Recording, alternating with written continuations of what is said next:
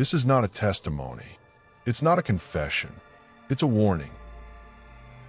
If you're hearing this, it means it's already too late. Don't reply to any email that promises to improve your life. Don't enter any building without windows. And most importantly, never allow them to inject you with what they injected into me. My name is Elias, or at least that's what I used to be called. Now, I'm not even sure what I am. It all started a few months ago. I was unemployed, aimless, with more debts than hope. And then that email came, a simple message and signed. Do you want to be part of the next step in human evolution? They promised a significant sum for participating in a secret scientific program. It sounded like a scam, but I went. Maybe because something inside me had already died. The building was on the outskirts of the city, surrounded by nothing. Gray, monotonous, not a single sign, except for a number engraved on the door, INH 07. I was welcomed by a tall woman with black hair tied back and a spotless white lab coat, Renata Volkova. Her voice was cold, surgical. Her eyes never blinked. Thank you for coming, Elias. In here, we're changing the future of the human race. She spoke of a revolutionary technology, a combination of genetic engineering, nanotechnology, and neural stimulation. She said it could unlock latent abilities in the mind, enhanced memory, physical endurance, expanded sensory connection. I signed a consent form. No one forced me. I did it willingly. And damn it, that was the worst mistake of my life. The first sessions were simple. They tested my reflexes, memory, and pain resistance. Then came the injections. Thick, blackish liquid with a texture that felt alive. I could feel it crawling through my veins as if it had its own will. For the first few days, it felt like my body was waking up from a long sleep. My senses were sharper. I could see beyond the normal range, hear things that were too far to be real. I remembered every word, every gesture, every number. It was incredible. Until the side effects started. It all began with the dreams. I dreamt of white rooms, full of bodies floating in tanks.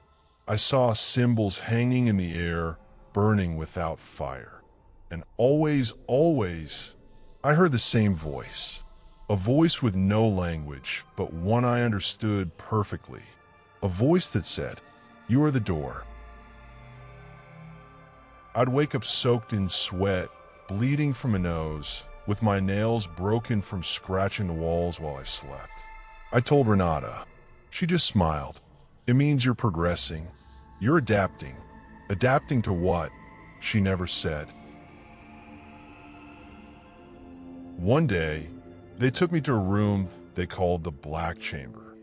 No windows, no sound, no time. They locked me in there for 3 days. Or so they said. I don't know how long I was in there. Inside that chamber, time doesn't exist. That's where I felt it for the first time. Something moved inside me. It wasn't a hallucination. It was real. A soft motion at first, then violent spasms, as if my body was being colonized from the inside. When they took me out, I no longer saw the same. People no longer had faces. They were vibrating masses of flesh. I could hear thoughts, feel emotions that weren't mine.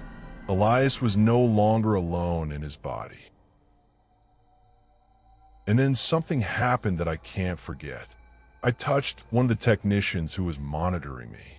Just touched him for an instant. And his body convulsed until his bones cracked from inside. He died staring at me. mouth open as if he was seeing something he couldn't comprehend.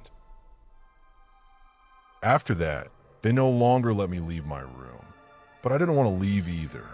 Every time I looked at my reflection in the mirror, he stared back at me with a delay, with a smile. A smile I wasn't making. I heard whispers constantly, in the air ducts, in the lights, in the electric hums, and in my mind, always in my mind. They said,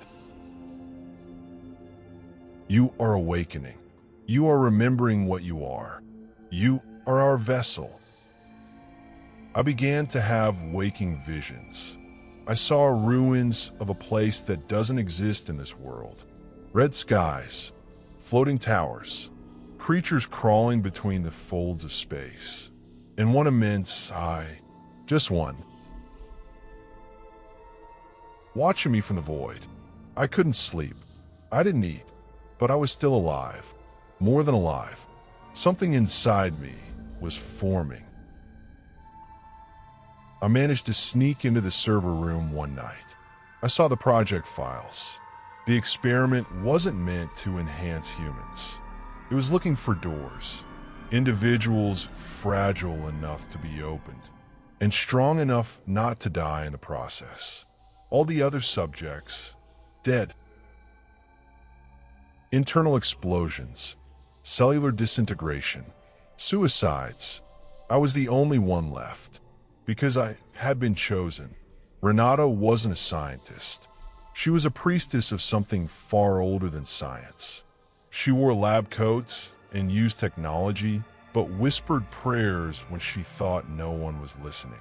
She confronted me, told me the process was nearly complete, that I was the vessel, the final threshold. She tried to stop it. Injected me with something. A containment serum, she said, but it was useless. I was no longer human. I saw her body twist and contort in front of me, as if an invisible force was wringing her from the inside. I didn't touch her. I didn't have to. What lives inside me already acts on its own. I escaped, or at least I like to think I did. Although every city, every street, every face feels like part of the same dream. Sometimes I can't tell if I'm still in the black chamber, or if the whole world is now an extension of it. And the worst part is that I feel something is opening. In my chest, in my mind, in the air around me, like a crack letting out an eternal whisper. Are you still here listening? That means something inside you has already awakened. You feel it, don't you? That voice that isn't yours. Don't ignore it. You can't anymore. If you want to know what happens when the door fully opens, subscribe, because in the next video, you won't be alone. He's watching you too. Pregunter ChatGPT.